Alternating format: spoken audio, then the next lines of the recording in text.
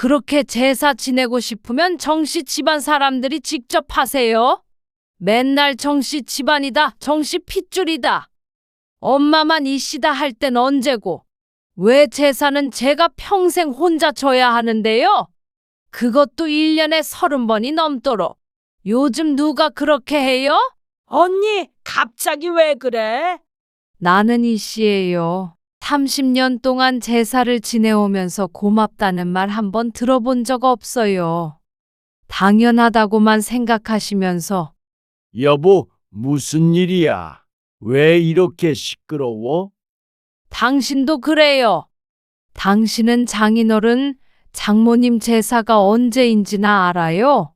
모르죠. 평생 당신 집 제사 지내느라 허리 휘어져서 꼬부랑 할머니 됐는데 당신은 언제 제 부모님 제사를 신경 쓴 적이나 있어요? 그리고 또 뭐라고 했어요? 며느리가 해야 한다고. 미경이가 무슨 이 집종이에요? 내 며느리한테까지 시키지 마세요. 그럼 누가 해? 당신이나 미경이가 하는 게 당연한데. 당연하면 당신이 하세요. 여기서 제사 지내고 싶으면 각자 알아서 음식 만들고 각자 상 차리고 뒷정리까지 다 하세요. 나는 더 이상 안 해요. 못하겠어요. 언니, 그게 무슨 말이야? 평소에 아무 소리 없다가 제삿날 왜 이래? 있는 그대로의 말이에요. 앞으로 제사 지내고 싶으면 정씨 집안 사람들이 알아서 하세요. 저는 손 뗄 거예요. 오늘의 사연은 대구에서 30년간 한의원 집안의 맏며느리로 살아온 이윤자 씨의 사연입니다. 2024년 여름, 폭염이 기승을 부리던 어느 날, 한 여인의 인생이 송두리째 흔들리기 시작했습니다. 알아서 하세요. 30년 동안 한 번도 목소리를 높인 적 없던 순한 며느리가 갑자기 왜 이런 폭탄 선언을 했을까요? 그 뒤엔 어떤 이야기가 숨어 있었을까요? 새벽 5시, 이 씨는 어김없이 눈을 떴습니다. 창밖으로 스며드는 여름 새벽 공기가 벌써부터 후텁지근했어요. 오늘은 시할머니 기제사 준비를 해야 하는 날이었습니다. 정 씨는 아직 깊은 잠에 빠져 있었어요. 코를 골며 편안하게 잠든 남편을 보며 이 씨는 부러운 마음이 들었습니다. 저 사람은 오늘이 어머니 제사일이라는 것도 잊고 푹 자고 있으니까요. 부엌으로 향하는 이 씨의 걸음이 예전만큼 가볍지 않았어요. 무릎이 쑤시고 허리가 아팠지만 그런 내색은 절대 할 수 없었습니다. 정씨 집안의 맏며느리니까요. 이 씨는 습관적으로 시어머니 방문을 조심스럽게 두드렸어요. 이미 세상을 떠나신 지 10년이 되었는데도 그러더군요. 오늘이 바로 그 어머니의 기제사였습니다. 한의원 한쪽에 마련된 주방은 이미 전쟁터 같았습니다. 나물 5가지, 전 4가지, 탕국의 과일까지 준비해야 했어요. 시누이 둘과 그 가족들까지 합치면 15명 정도가 올 예정이었거든요. 정 씨가 평상복 차림으로 부엌에 들어섰을 때는 이미 이 씨가 쌀을 씻어 밥을 짓고 있을 때였어요. 일찍 일어났네. 응, 오늘 어머니 제사라서. 아, 그렇지. 음식 준비 많이 해야겠네. 살 건 다 샀어? 데려다 줘. 괜찮아요. 걸어서 가면 운동도 되고. 이 씨는 혼자 가는 게 더 편했습니다. 정 씨와 함께 가면 이것저것 간섭하면서도 정작 무거운 건 들어주지 않았거든요. 정 씨는 커피를 한 잔 마시고는 한의원 쪽으로 사라졌어요. 제사 준비는 아내 몫이고 자신은 그냥 저녁 때 오는 손님들 맞이만 하면 된다고 생각하는 게 뻔했습니다. 시장에서 돌아온 이 씨는 곧바로 음식 준비에 들어갔어요. 도라지는 하얗게 우러나도록 충분히 삶아야 하고, 고사리는 너무 질기지 않게 적당히 볶아야 했습니다. 각각의 나물을 만드는 데만도 1시간씩 걸렸어요. 오전 10시가 되자 부엌 안 온도가 후끈 달아올랐어요. 가스레인지 4개를 모두 켜고 요리를 하니 사우나 같았습니다. 에어컨을 틀어달라고 하고 싶었지만 전기세가 아깝다고 할 게 뻔해서 그냥 참았어요. 정오쯤 되자 정 씨가 다시 부엌을 들여다봤어요. 우와, 벌써 이렇게 많이 했네. 고생하고 있어. 아니에요. 당연히 해야 할 일인걸요. 근데 고기는 어떻게 할 거야? 어머니가 질긴 고기 싫어하셨잖아. 좀 부드럽게 졸여야 되는데. 고생하고 있다고는 했지만 정작 도움을 주지는 않았습니다. 오히려 고기는 부드럽게 조리라고, 나물 간은 싱겁게 하라고, 탕국은 언제 끓일 거냐고 이것저것 지시만 했어요. 마치 자신이 요리 전문가라도 되는 것처럼 말이죠. 점심을 거른 채 계속 일하고 있던 이 씨의 위가 쓰리기 시작했어요. 그런데 이상하게 배 오른쪽 위가 콕콕 쑤시더군요. 그냥 소화가 안 되는 거겠지 생각하고 다시 음식 준비에 집중했습니다. 정 씨는 점심은 먹었냐고 물어보면서도 자신은 간단히 라면을 끓여 먹고 갔어요. 이 씨한테 같이 먹자는 말도 없이 말이죠. 오후 3시쯤 정 씨가 또 부엌을 들여다봅니다. 그래도 나이가 있으니 무리하지 말고. 못하겠으면 미경이한테 시켜도 되고. 전 부치는 것도 제대로 가르쳐줘야 하는데 미경이가 언제 이런 거 해봤겠어요? 이 씨는 며느리한테 이런 큰 제사 준비를 혼자 시킬 수는 없다고 생각했지만 정 씨는 제사 준비가 별거 아닌 일이라는 듯이 말했습니다. 그때 갑자기 배에 칼로 찌르는 듯한 통증이 밀려왔어요. 순간 식은땀이 흘렀지만 이 씨는 꾹 참았습니다. 아직 해야 할 일이 너무 많았거든요.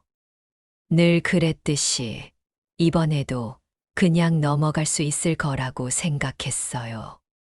하지만 몸이 보내는 신호는 점점 더 강해지고 있었습니다. 이건 단순한 피로가 아니었어요. 오후 4시가 되자 이 씨는 본격적으로 전을 부치기 시작했어요. 동그랑땡 생선전, 호박전, 부추전까지 4가지나 준비해야 했습니다.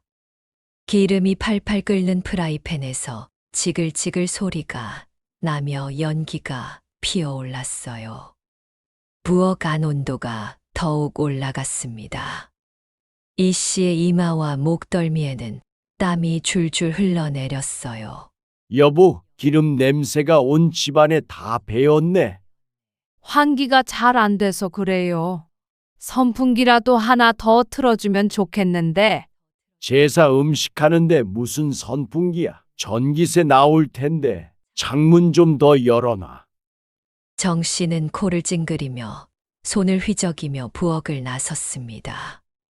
그저 투덜거리기만 하고 실질적인 도움은 전혀 주지 않았습니다.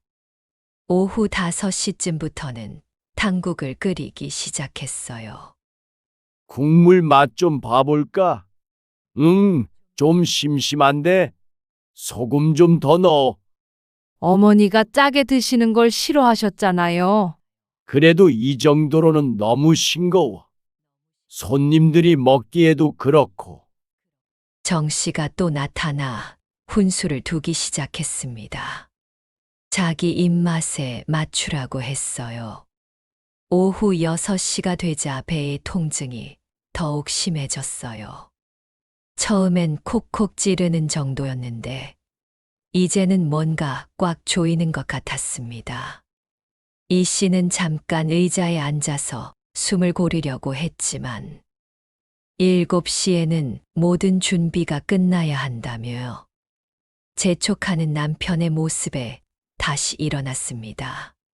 제사상 차리기가 시작됐을 때 이 씨는 혼자서 무거운 상을 거실로 옮겨야 했어요. 밥그릇이 좀 기울어진 것 같은데 당국 그릇 위치도 좀 바꿔봐. 너무 앞쪽에 있어. 네, 맞춰볼게요.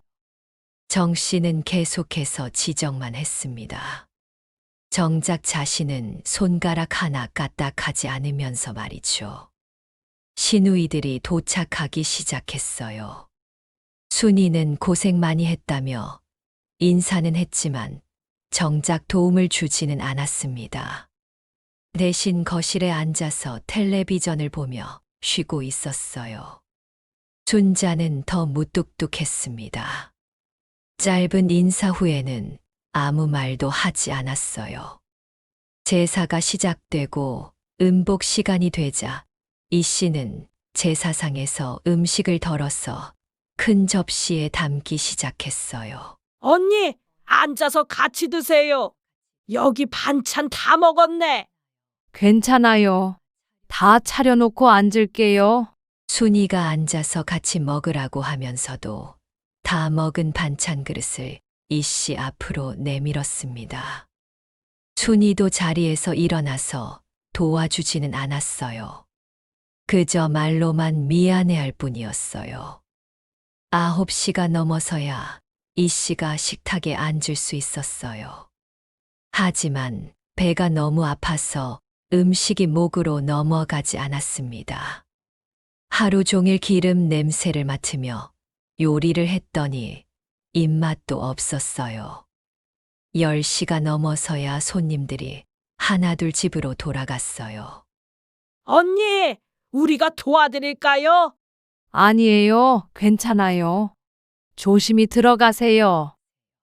순이는 이미 현관문 쪽으로 향하고 있었습니다. 결국 이 씨는 혼자서 제사상을 치우고 설거지를 하고 부엌을 정리해야 했어요. 자정이 넘어서야 모든 정리가 끝났습니다. 이 씨는 파김치가 된 몸을 이끌고 침실로 향했어요. 정 씨는 이미 코를 골며 잠에 빠져 있었습니다. 침대에 누워서도 배의 통증은 계속됐어요. 오른쪽 갈비뼈, 아래쪽이 계속 아프고 숨을 깊게 쉴 때마다 더 아팠습니다. 하지만 병원에 가자는 생각은 하지 못했어요. 한 달 후에 또 다른 제사가 기다리고 있었거든요.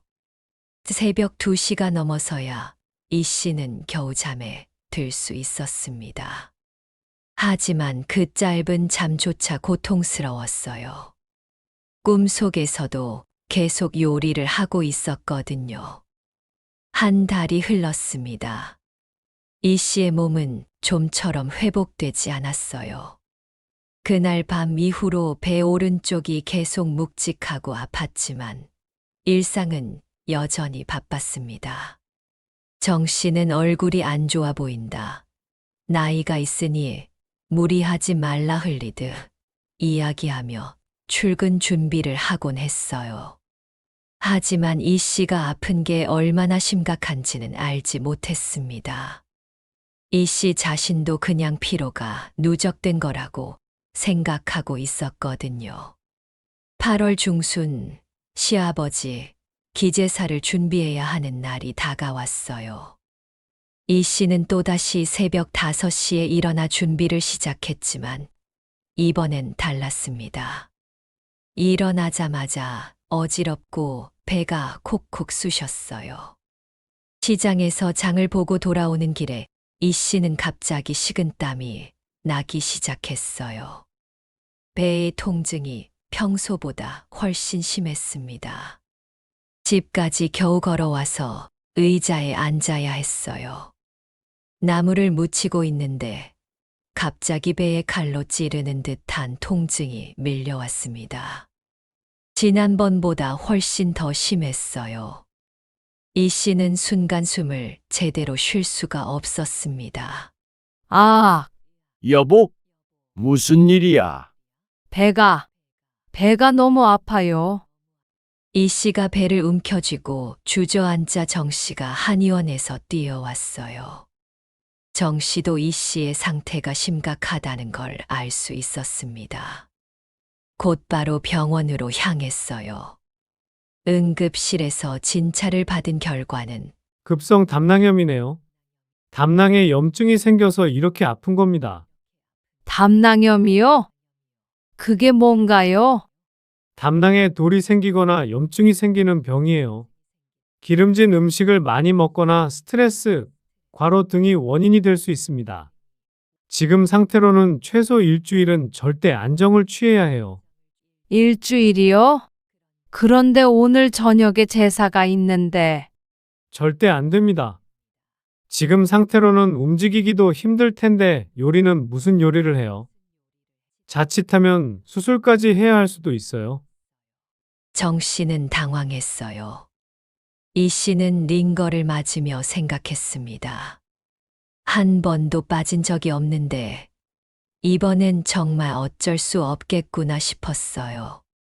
정 씨는 괜찮다고 위로했지만 속으로는 난감해하고 있었습니다. 집으로 돌아온 정 씨는 곧바로 시누이들에게 전화를 걸었어요. 안 사람이 급성 담낭염으로 병원에 다녀왔어. 의사가 일주일은 절대 안정하라는데. 어머, 그럼 오늘 제사는 어떻게 해요? 그럼 미경이한테 시키면 되잖아요. 이제 며느리가 해야죠. 언니 나이도 있는데. 순자는 당연하다는 듯이 말했습니다. 정 씨도 그게 당연하다고 생각했어요. 학교에서 돌아온 미경에게 전화가 왔을 때는 저녁 6시쯤이었어요. 미경아, 어머니가 갑자기 아파서 병원에 다녀왔어. 오늘 제사 준비를 너가 좀 해야겠다. 네? 갑자기요? 저는 제사 준비 해본 적이 없는데요. 뭐 어려운 거 있나? 나물 몇 개 묻히고 전 부치고 하면 되는 거잖아. 정 씨는 일방적으로 통보했습니다. 미경은 당황했어요. 미경은 전화를 끊고 한숨을 쉬었어요. 아이는 돌봐야 하고 내일 수업 준비도 해야 하는데 갑자기 제사 준비까지 하라니 막막했습니다. 병원에서 돌아온 이 씨는 침대에 누워 있으면서도 걱정이 됐어요. 미경이가 혼자서 그 많은 음식을 어떻게 준비할까 싶어서요. 여보, 미경이한테 너무 무리시키는 거 아닌가요? 무슨 무리야? 이제 며느리가 배워야지. 언제까지 당신이 다 할 건데? 정작 30년간 얼마나 고생해 왔는지는 까맣게 잊은 채였습니다.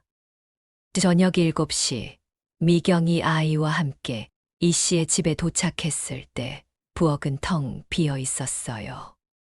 평소 같으면 이미 제사 준비가 다 끝나 있을 시간이었는데 말이죠. 어머니, 괜찮으세요? 미안해, 미경아.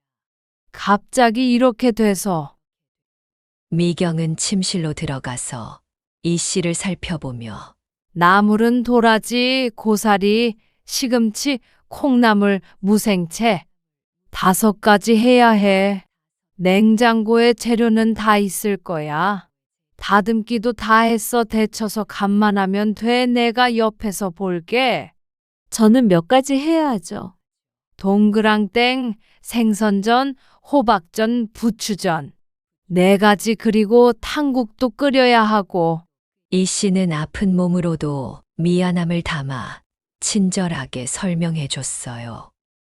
미경은 머리가 어지러웠습니다. 평소에 간단한 집밥도 겨우 해 먹는 수준인데 이런 큰 제사 준비를 혼자 하라니 막막했어요. 정 씨가 시누이들에게 전화를 걸어 도움을 요청했습니다. 순이야, 미경이가 제사 준비하고 있는데 혼자서는 힘들 것 같아. 좀 일찍 와서 도와줄 수 있나? 어머, 오빠! 저희도 지금 아이들 저녁 먹이고 씻기고 해야 해서요. 시간 맞춰서 갈게요. 누구도 선든 나서지 않았습니다. 결국 미경은 혼자서 모든 걸 해야 했어요. 9살짜리 성민이는 거실에서 텔레비전을 보고 있고 정 씨는 한의원에서 환자를 보고 있었거든요. 엄마, 배고파. 조금만 기다려, 성민아.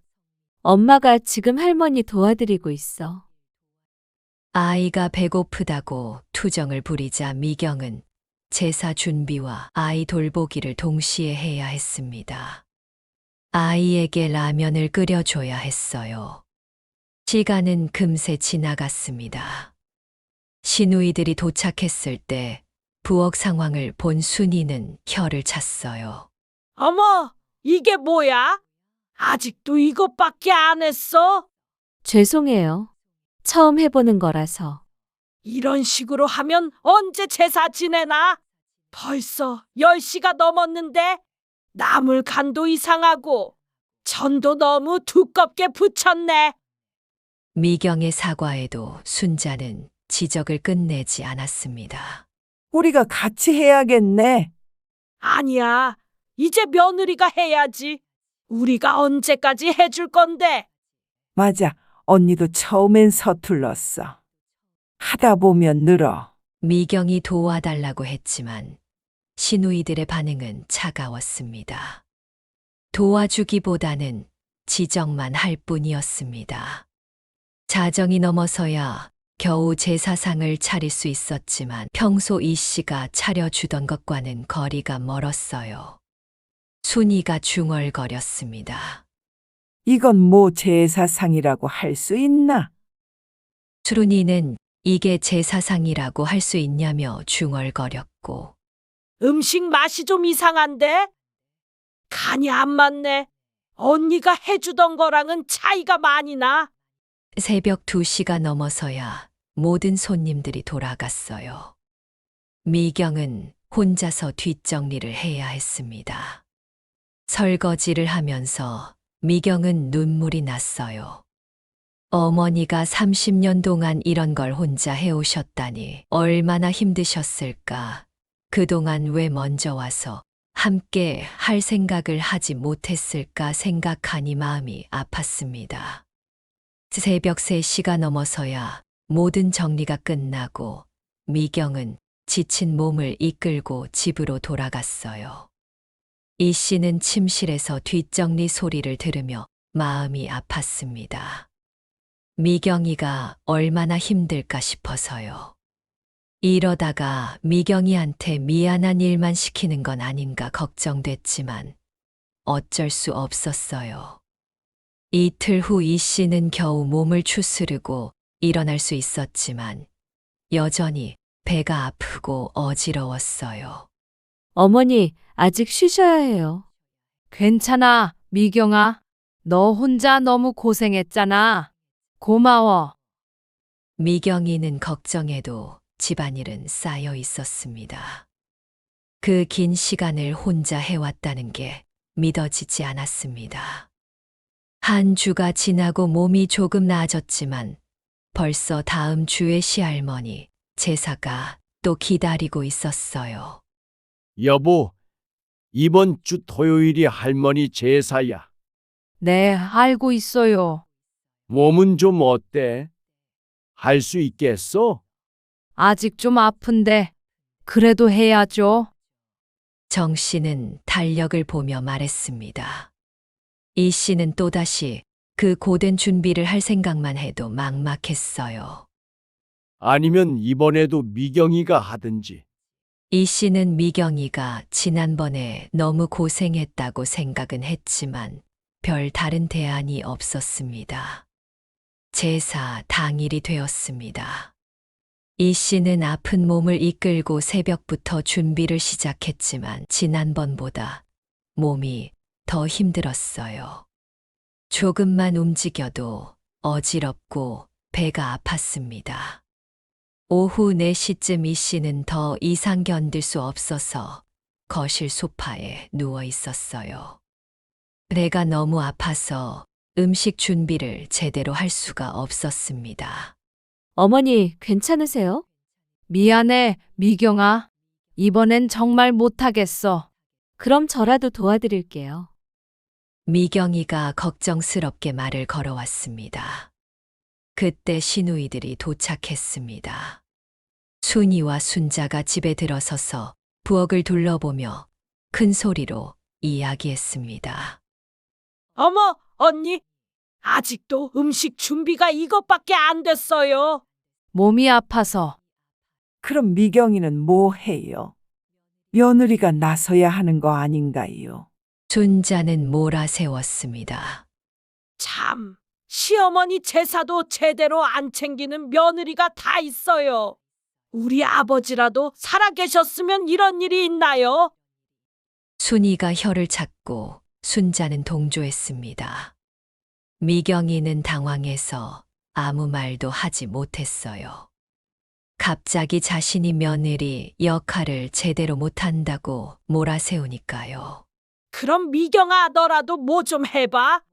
저번 달에 해봤잖아. 언니가 이렇게 아픈데. 그래, 네가 좀 해야지. 언니가 누워 있다고 손님들한테 밥도 안 줄 건 아니잖아. 시누이들은 미경이에게 음식 준비를 강요했어요. 본인들은 손가락 하나 까딱하지 않으면서 말이죠. 이 씨는 거실에서 이 모든 소리를 듣고 있었습니다. 몸은 아프고 마음은 더 아팠어요. 30년간 이런 취급을 받으며 살아왔다니. 저는 뭘 해야 할지 모르겠어요. 뭘 모르긴 밥이라도 하고 반찬이라도 차려야지. 그래도 오늘 돌아가신 분 제사인데 전도 없이 어떻게 해? 그 순간 이 씨의 참을성이 한계에 달했습니다. 30년간 쌓인 억울함이 한꺼번에 터져 나왔어요. 이 씨가 벌떡 일어나서 거실로 나왔습니다. 그만해요. 이 씨의 목소리가 집 안에 울려 퍼졌어요. 평생 목소리를 높인 적이 없던 이 씨였는데 말이죠. 언니? 그렇게 제사 지내고 싶으면 정씨 집안 사람들이 직접 하세요. 시누이들이 깜짝 놀라며 이 씨를 바라봤어요. 이 씨의 눈에서 눈물이 흘러내렸습니다. 맨날 정씨 집안이다, 정씨 핏줄이다. 엄마만 이씨다 할 땐 언제고. 왜 제사는 제가 평생 혼자 져야 하는데요? 그것도 1년에 30번이 넘도록. 요즘 누가 그렇게 해요? 모든 사람들이 이 씨를 멍하니 바라봤어요. 이런 모습을 한 번도 본 적이 없었거든요. 언니, 갑자기 왜 그래? 나는 이씨예요. 이씨, 30년 동안 제사를 지내오면서 고맙다는 말 한 번 들어본 적 없어요. 당연하다고만 생각하시면서? 그때 정 씨가 한의원에서 뛰어나왔어요. 여보, 무슨 일이야? 왜 이렇게 시끄러워? 당신도 그래요. 당신은 장인어른 장모님 제사가 언제인지나 알아요? 이 씨가 정 씨를 향해 소리쳤어요. 정 씨는 갑작스러운 아내의 변화에 당황했습니다. 모르죠? 평생 당신 집 제사 지내느라 허리 휘어져서 꼬부랑 할머니 됐는데 당신은 언제 제 부모님 제사를 신경 쓴 적이나 있어요? 시누이들이 웅성거리기 시작했어요. 하지만 이 씨는 더 이상 참지 않았어요. 그리고 또 뭐라고 했어요? 며느리가 해야 한다고. 미경이가 무슨 이 집종이에요? 이 씨가 시누이들을 향해 소리쳤어요. 여기서 제사 지내고 싶으면 각자 알아서 음식 만들고 각자 상 차리고 뒷정리까지 다 하세요. 집 안이 순식간에 조용해졌어요. 모든 사람들이 이 씨의 말에 충격을 받고 있었습니다. 나는 더 이상 안 해요. 못하겠어요. 이 씨가 선언했어요. 이 씨의 폭발은 멈추지 않았습니다. 30년간 억눌렀던 모든 것이 한꺼번에 터져 나오고 있었어요. 언니, 그게 무슨 말이야? 평소에 아무 소리 없다가 제삿날 왜 이래? 있는 그대로의 말이에요. 앞으로 제사 지내고 싶으면 정씨 집안 사람들이 알아서 하세요. 저는 손 뗄 거예요. 순이가 어이없다는 표정으로 물었지만 이 씨는 이미 안방으로 들어가고 있었어요. 어디가? 짐 싸요. 이 씨가 옷가지들을 가방에 담기 시작했어요. 정 씨와 시누이들이 안방으로 따라 들어왔습니다. 언니, 설마 정말 나가려는 거야? 네, 나갈 거예요. 오늘은 못 하겠어요. 저 환자예요. 병원에서 절대 안정하라고 했다고요. 그럼 제사는 어떻게 하라는 거야? 모르겠어요. 당신들이 알아서 하세요. 고기 삶는 법도 모르고 나물 무치는 법도 모르면서 지금까지 왜 당연하다고 생각했는지 모르겠네요. 정 씨가 다급하게 물었지만 이 씨는 차갑게 대답하며 일어섰습니다. 언니, 제발 진정해. 우리가 잘못했어. 잘못했다고요? 그럼 앞으로는 어떻게 할 건데요? 또 저한테 하라고 할 거면서. 순이가 사과했지만 이 씨는 돌아서지 않았어요. 이 씨가 가방을 들고 현관으로 향했어요. 미경이가 뒤따라 나왔어요. 어머니, 미경아, 너도 짐 싸서 나와. 엄마랑 같이 가자. 미안해. 너까지 이런 일에 휘말리게 해서. 아니에요. 어머니 말씀이 다 맞아요. 정말로 나가는 거야. 네, 나가요. 당신들끼리 제사 지내세요. 저는 당분간 다른 곳에서 지낼게요. 그때까지 알아서 하시고요. 정 씨가 믿을 수 없다는 표정으로 물었지만 이 씨는 단호했습니다. 어머니, 가실 곳 없으시잖아요. 저희 집으로 가요. 미경아, 어머니가 30년간 얼마나 고생하셨는지 제가 이제야 알겠어요. 제가 너무 무심했단 생각을 했어요. 죄송해요. 이 씨와 미경이가 함께 집을 나갔어요. 뒤에서 정 씨와 시누이들이 어쩔 줄 몰라 하며 서 있었습니다. 집 밖으로 나온 이 씨는 가슴이 뻥 뚫린 것 같았어요. 긴 결혼 생활 동안 처음으로 자신의 목소리를 낸 거였습니다. 어머니, 속이 시원하시죠? 응, 시원해. 이렇게 시원할 줄 몰랐어. 미경이가 이 씨의 마음을 알아주었고 이 씨는 처음으로 환하게 웃었습니다. 미경이의 차를 타고 가면서 이 씨는 창밖을 바라봤어요. 마음이 한결 가벼워진 것 같았습니다. 1년에 30번이 넘는 제사였습니다. 처음으로 제사 준비 걱정 없이 저녁을 맞이하게 된 거였어요. 어머니, 정말 괜찮으세요? 응, 괜찮아. 오히려 속이 시원해. 미경이가 운전하면서 걱정스럽게 물었지만 이 씨의 목소리에는 오랜만에 활기가 돌고 있었어요. 미경이의 집에 도착하자 성민이가 뛰어나왔어요. 할머니, 왜 우리 집에 와요? 할머니가 오늘 우리 집에서 주무실 거야. 미경이가 간단하게 저녁을 차려주었어요. 김치찌개와 계란말이, 그리고 밑반찬 몇 개. 평범한 집밥이었지만 이 씨에게는 꿀맛 같았어요. 이렇게 편하게 밥 먹어본 게 언제인지 모르겠네. 어머니, 그동안 정말 고생 많으셨어요. 식사를 하면서 미경이가 말했어요. 어머니, 저 지난번에 제사 준비해보고 깨달았어요. 어머니가 얼마나 대단한 분인지.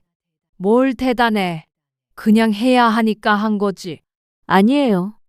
저는 한번 해보고도 죽을 뻔했는데 어머니는 30년 동안 그걸 혼자 해오셨잖아요. 이 씨는 미경이의 말에 눈시울이 붉어졌어요. 그동안 아무도 자신의 노고를 알아주지 않았는데 미경이만이 이해해 주고 있었거든요. 미경아, 너까지 이런 일에 휘말리게 해서 미안해. 무슨 말씀이세요? 어머니가 안 계시면 저도 똑같이 당했을 거예요. 그때 이 씨의 휴대폰이 울렸어요. 정 씨였습니다. 이 씨는 핸드폰 화면을 뒤로 뒤집었습니다. 나중에 받겠다고 했습니다. 한편 이 씨가 나간 집에서는 난리가 났어요. 정 씨와 시누이들은 어떻게 제사를 치러야 할지 몰라서 헤매고 있었습니다.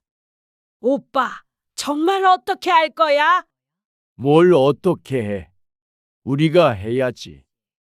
나물은 어떻게 만드는 거야? 준이가 부엌을 둘러보며 한숨을 쉬었고 정 씨는 정작 뭘 해야 할지 몰라 하고 있었어요.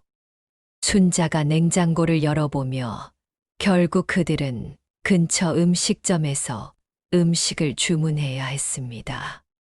제사상다운 제사상은 아니었지만 어쩔 수 없었어요. 밤이 되자 이 씨의 휴대폰이 계속 울렸어요. 정 씨뿐만 아니라 시누이들도 전화를 걸어왔습니다. 미경이가 그냥 한번 받아보라고 권했어요. 이 씨가 전화를 받자 정 씨의 목소리가 들렸어요. 여보, 어디 있어? 집에 들어와. 안 들어가요. 무슨 말이야? 제사도 다 끝났는데. 어떻게 하셨어요? 뭐 어떻게 하긴. 음식점에서 시켜다가 했지.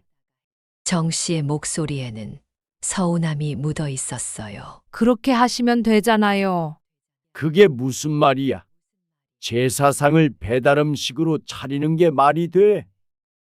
이 씨는 웃음이 나왔어요. 그럼 직접 만들어야 한다고 아직도 말 같지도 않은 소리를 말이라고 했습니다. 내일 이야기해요. 지금은 피곤해서. 이 씨가 전화를 끊었어요. 미경이가 이 씨를 위해 방을 정리해 줬어요. 성민이 방에 이불을 깔고 베개도 푹신한 걸로 골라줬어요. 할머니, 편하게 주무세요. 고마워, 성민아. 이 씨는 오랜만에 편안한 마음으로 잠자리에 들었어요. 제사 뒷정리 걱정도 없고 내일 새벽에 일어나서 음식 만들 걱정도 없었습니다. 이렇게 편한 밤이 언제였을까 생각하며 깊은 잠에 빠져들었어요. 다음 날 아침 이 씨는 평소보다 늦게 일어났어요. 8시가 넘어서 눈을 뜬 거였습니다. 어머니, 일어나셨어요? 아침 드세요. 정말 고마워. 너한테 폐만 끼치는 것 같아서. 아침을 먹고 있는데 또 전화가 왔어요. 이번에는 순이었습니다. 언니, 언제 집에 들어올 거예요? 왜요? 아니, 그래도 집을 나간 게 체면상 좀 그렇잖아요. 순이의 목소리에는 걱정이 묻어 있었어요. 체면요? 지금 와서 체면이 중요해요? 아가씨, 앞으로 제사는 어떻게 할 생각이에요? 이 씨가 직접적으로 물었어요. 순이는 자기가 다 하게 될지도 모른다는 생각에 함부로 이야기할 수 없었습니다. 다시 이야기해요. 지금은 생각이 정리가 안 돼서. 이 씨가 전화를 끊었어요. 어머니, 어떻게 하실 거예요? 글쎄, 아직 모르겠어. 하지만 예전처럼은 못하겠어. 미경이가 물었지만 이 씨의 목소리에는 확신이 담겨 있었어요. 이틀째 되는 날 저녁 정 씨는 혼자 집에 앉아 있었어요. 평소 같으면 이 씨가 차려준 저녁을 먹고 있을 시간이었는데 텅 빈 집은 이상하게 적막했습니다. 냉장고에서 라면을 꺼내 끓여 먹으면서 정 씨는 문득 어머니 생각이 났어요. 10여 년 전 어머니가 돌아가시기 몇 달 전에 하셨던 말씀이 떠올랐습니다. 엄마가 죽으면 제사 같은 거 너무 복잡하게 하지 말라고. 윤자한테는 그런 고생 시키고 싶지 않다고요. 어머니도 젊었을 때 시어머니 제사 지내느라 얼마나 고생했는지 모른다면서 며느리한테는 물려주지 않을 거라고 하셨던 거예요. 그때 정 씨는 그냥 어머니가 하시는 말씀이려니 했었어요. 하지만 지금 생각해보니 어머니의 진심이었던 것 같았습니다. 정 씨는 라면 그릇을 놓고 한숨을 쉬었어요. 어머니의 말씀을 지키지 못했구나 싶었거든요. 다음 날 오후 순이와 순자가 집에 찾아왔어요. 걱정이 한가득이었습니다. 2주 후에 또 제사가 있었습니다. 정 씨가 시누이들에게 물었어요. 제사는 앞으로 어떻게 할 거냐고, 또 이 씨 혼자 하라고 할 거냐고요. 시누이들은 당황했습니다. 그동안 한 번도 생각해 본 적이 없었거든요. 오빠, 뭔 소리야? 우리가 언제 제사를 안 해봤다고? 안 내봤잖아. 결혼하고 한 번이라도 우리 집 제사 준비 도와준 적 있어? 순이가 발끈했지만 할 말이 없었습니다. 잘하는 게 아니라 억지로 참고 한 거야. 정 씨는 단호하게 말했어요. 우리가? 왜 못하겠어? 그럼 니들 시집 제사는 누가 해? 똑같은 거야. 우리 집 제사도 우리 집 식구들이 해야지. 정 씨의 말에 시누이들이 할 말을 잃었어요. 제사를 안 지낼 수도 없고 그렇다고 직접 하기는 자신이 없었거든요. 알았어. 해볼게. 나도 언니한테 전화해. 언제까지 나가 있을 참이야. 결국 순자가 먼저 항복했고 순이도 어쩔 수 없이 동의했어요. 그날 저녁 정 씨가 미경이네 집으로 찾아갔어요. 여보, 이야기 좀 하자. 미안했어. 정 씨의 목소리에는 평소의 권위적인 톤이 사라져 있었어요. 먼저 사과했습니다. 뭐가 미안하다는 거예요? 그동안 어머니 말씀을 제대로 못 지켰어. 이 씨는 무슨 말인지 몰라 정 씨를 바라봤어요. 어머니가 돌아가시기 전에 그랬거든. 당신한테는 제사 때문에 고생시키지 말라고. 어머니가 그런 말씀을? 이 씨의 눈이 촉촉해졌어요. 시어머니가 그런 마음이셨다니. 앞으로는 다르게 하자. 1년에 한 번만, 그것도 순이랑 순자가 돌아가면서. 정말요? 하지만 조건이 있어요. 뭔데? 저는 이제 조언만 할 거예요. 몸이 아프면 아예 안 할 거고요. 그래, 알겠어. 그리고 미경이한테도 억지로 시키지 마세요. 그것도 알겠어. 정 씨가 고개를 끄덕였습니다. 그날 저녁 이 씨는 집으로 돌아갔어요. 마음이 한결 가벼워진 것 같았습니다. 2달 후 첫 번째 새로운 방식의 제사가 열렸어요. 순이가 메인으로 음식을 준비하고 순자와 미경이가 도왔습니다. 이 씨는 옆에서 조언만 해줬어요. 언니, 이 나물간이 어때요? 조금 더 넣어봐. 이거 정말 힘드네요. 그러게요. 어머니가 어떻게 30년 동안 혼자 하셨는지. 순이가 땀을 닦으며 말했고 미경이가 감탄했어요. 이 씨는 처음으로 제사 준비를 편안하게 지켜볼 수 있었습니다. 물론 순이와 순자가 서툴러서 평소보다 시간이 더 걸렸고 음식 맛도 예전만 못했지만 그래도 괜찮았어요. 제사가 끝나고 뒷정리를 할 때도 모든 사람이 함께 했어요. 이 씨는 의자에 앉아서 지시만 해주면 됐습니다. 접시는 저기 놓고 냄비는 싱크대에. 네, 언니. 11시가 되기 전에 모든 정리가 끝났어요. 예전 같으면 새벽 2시는 되어야 끝났을 텐데 말이죠. 이제야 사람 사는 것 같네. 언니, 앞으로 계속 이렇게 해요. 물론이지. 이게 정상이야. 이 씨가 환하게 웃으며 만족스러운 듯 말했습니다. 그날 밤 오랜만에 일찍 잠자리에 들었어요. 몸도 피곤하지 않았고 마음도 가벼웠습니다. 30년 만에 제대로 된 제사를 지낸 것 같았어요. 시어머니의 마음도 이제야 알 것 같았고 자신도 이제 더 이상 혼자가 아니었으니까요. 이 씨는 그렇게 생각하며 편안한 잠에 빠져들었어요. 30년이에요. 30년 동안 새벽 5시에 일어나서 하루 종일 부엌에서 끙끙거리며 음식을 만들고 15명 밥상을 차리고 새벽까지 설거지를 했어요. 그동안 제가 참 미련했던 거죠.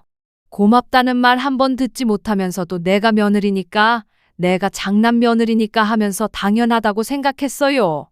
하지만 이제는 할 말은 하고 살려고 해요. 미경이가 저와 같은 고생을 할 필요는 없잖아요. 시대가 바뀌었는데 왜 며느리만 이런 일을 져야 하는지 모르겠어요. 앞으로 제사는 1년에 한 번만 하기로 했어요. 그것도 시누이들이 돌아가면서 준비하고요. 저는 이제 조언만 하려고 해요. 제 몫은 다 한 것 같아요. 그리고 절에 가서 공양을 올리는 것도 생각하고 있어요. 그게 더 간소하고 의미 있을 것 같거든요. 어머님도 절 예뻐하셨고 이제 할 만큼 했으니까 이해해 주실 거라고 믿어요. 명절에는 해외여행도 가보고 그렇게 살아보려고 해요. 이제야 제대로 된 선택을 하는 것 같아 마음이 후련해요.